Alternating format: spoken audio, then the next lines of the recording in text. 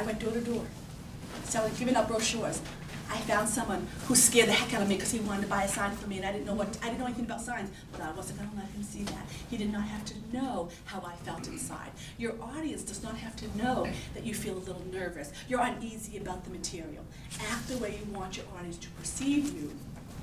And the more confident you can appear, the more confidence they're going to have in what you are saying and in doing business with you. I mean, that, if you do nothing else, again, have that confidence. If you don't prepare your presentations, because when you prepare, you're going to have that confidence. But if you forget, if you don't prepare to always have that confidence, believe that your audience has something, that your audience is going to benefit from what you have to say and what you have to offer them.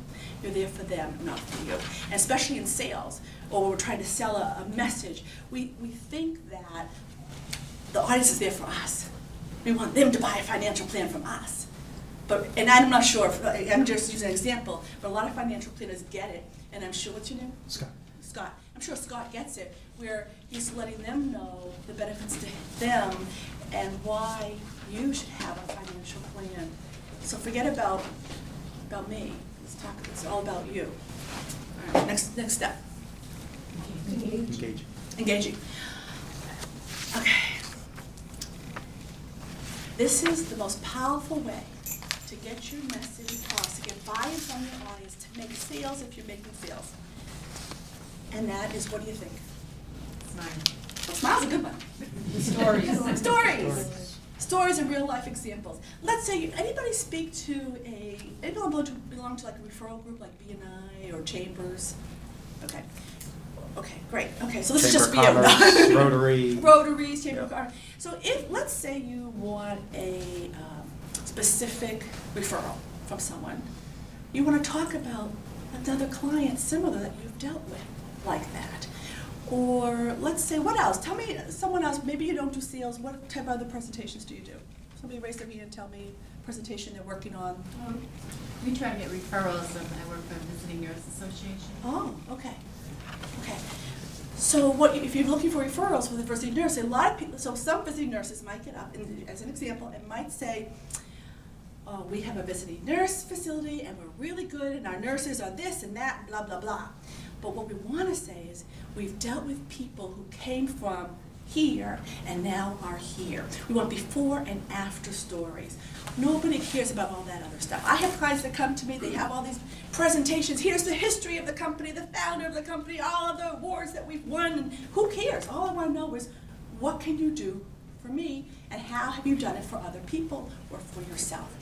Before and after stories. Let's say today I came up here, and I told you, I didn't give any stories at all. And all I said was, add stories to your presentations.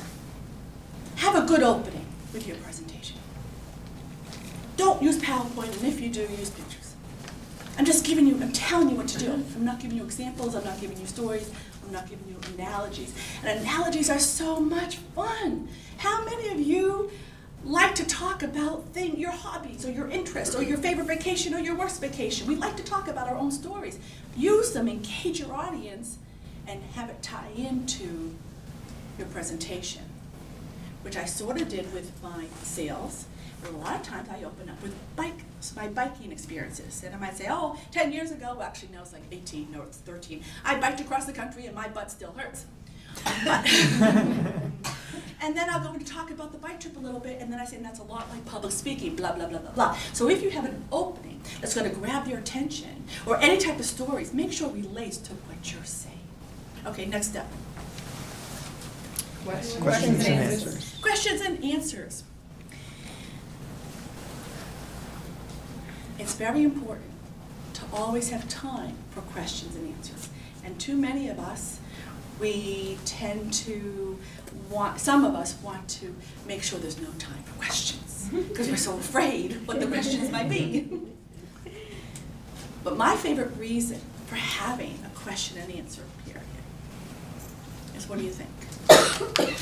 Feedback. Feedback is good. Engaging. You know what to incorporate into your presentation in the future. You know what to incorporate in the future. Great. They get what they wanted. They get what they wanted. They're going to ask a question. You give them an answer.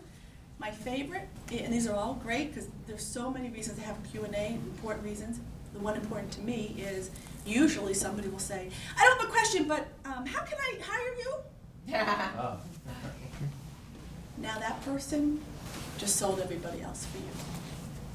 Helped convince the audience that you're pretty good. The other thing is when you have questions and answers, you want to imagine imagine that person is asking the question for the entire audience. So you don't want to just answer to that one person and have a dialogue, because then what's going to happen? You lose everybody else.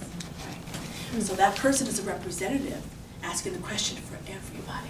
But too many times I see presenters say, oh, well, and now we're just answering to that person, and you know what, everybody else wants to hear the answer. What was the question? Right, we want to repeat the question, because everybody will always yell, what was the question? What was the answer?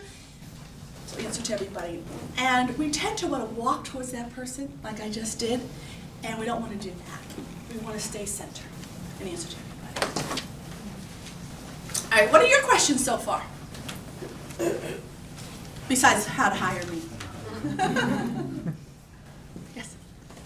With the use of PowerPoint, it seems to me that a lot of these business presentations that I get involved in, they're really using PowerPoint as a recording tool. In other words, there's so much text on these slides, you can just print them out and just hand them to somebody. But then they become the basis of presentations, and then you're talking to them. Is there any tips on when the slide literally is just row after row of words? Ideas on how to punch it up, or just don't even talk to the slide, just leave it behind you and just say something completely different, you know? Okay, so let me make sure I understand the question. The question is, hi, you can come in if you like. The question is, if there are, we have tons of text on our slides, and because we have to print them out and use them as handouts, what can we do to present that slide a little bit more, make it more engaging in a presentation? Well, first of all, what I would say is, if you can change the slide, then do it. I know some of us, we work for companies that, you know, that's it, you have to use these slides. What I usually say, if you can change it, you print them out, use them as your handouts, create different slides for your presentation. However, I have had clients where they say, I have tons and tons of text, I hate it, and I have to use it. So you answered your own question. What's your name? Rich. Rich. Just sum it up. Just say, hey, this slide, because what do you want your audience to know? Always stay focused on the goal of your presentation, your desired outcomes. And if that slide needs to meet, what do they need to know that's on that slide? Just tell them. They want to hear you. They want to see your facial expressions, your vocal inflection, your body language. They don't want to read. We have enough reading to do. We don't need to read. Also, when you've got PowerPoint going on, where do you look? Do you look at you? Do you look at PowerPoint? Do you look at your notes? There's too much stuff going on. They just want to look at you like you're all looking at me today. Am I using PowerPoint? No. Well, I know that's a stupid question. I don't think that's stupid.